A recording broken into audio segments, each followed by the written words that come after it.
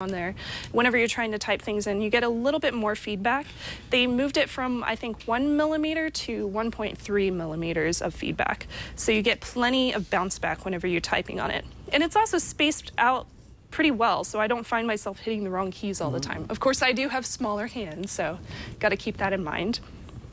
And it is backlit, so I don't have any problems with that. It's auto backlit, which there was one time when I was sitting in my living room and I had a problem with it actually registering to cut on the auto backlighting technology in it, but otherwise it was not a big issue. So, okay, there we go. So you can barely see it. You can see it with the Windows button down at the bottom, but it does backlight, and I can also have the I have the power to not only backlight it up as high as I need it to go, I can also lower it so that it completely blacks out. Okay, so you can adjust the brightness in the thing? Yeah, I can adjust the brightness, and that's a really useful option in here. The screen isn't too blurry. It's not going to glare at all whenever I'm, well, unless I'm sitting outside, which I did like once. And of course you're gonna have that problem in the sunlight. But otherwise, it's a fine screen. It's one of my favorite screens as far as laptops go on the market right now. And the weight of this, how much do you think it weighs? Oh, God. I want to say half a pound. Half a pound? Yeah. Okay, here, hold it.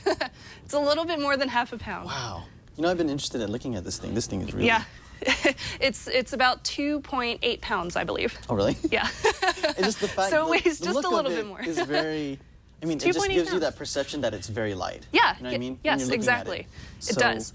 It's very light. It's very skinny. When I close it all the way, it's tiny. It's less than an inch thick. So no problems there. The ports on this included, there's a couple of USB 3.0s. There's an SD slot.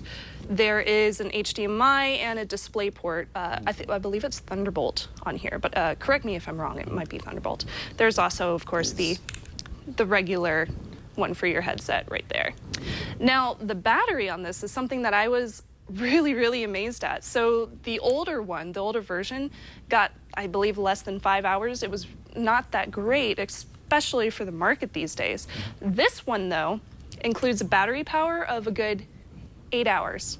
That's nuts. It's nice. That's a work day. Of course, it's not as good as a MacBook Air 2013 version, but this version for a Windows 8 laptop, it's pretty smooth. It's gonna last you a nice long time. No problems there.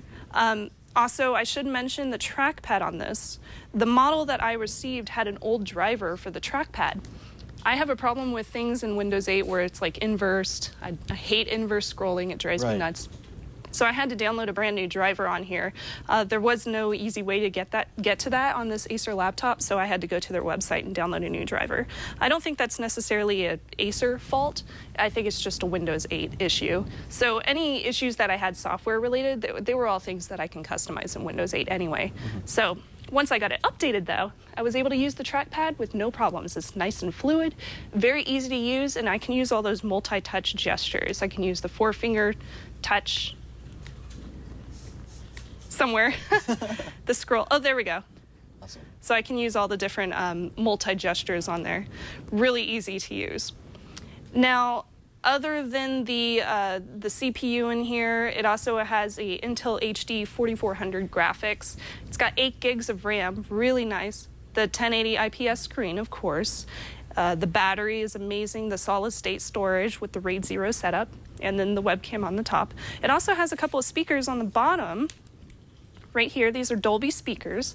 I noticed whenever I'm sitting this on my lap and just typing away, the speakers don't sound that loud. They're very quiet, but when I do open it up and I put it on a solid surface like my desk, it gets a lot louder because you're getting that flat surface to make the sound go up and out instead of just straight down. So that's something noticeable. Also, the fans are a lot quieter in this new model than last year's model, and they switched around the power button. So it's on the side instead of up here on the front. Oh, that's good. Yeah, so you're not going to accidentally press it or something like that, which was a big problem with last year's model. Now,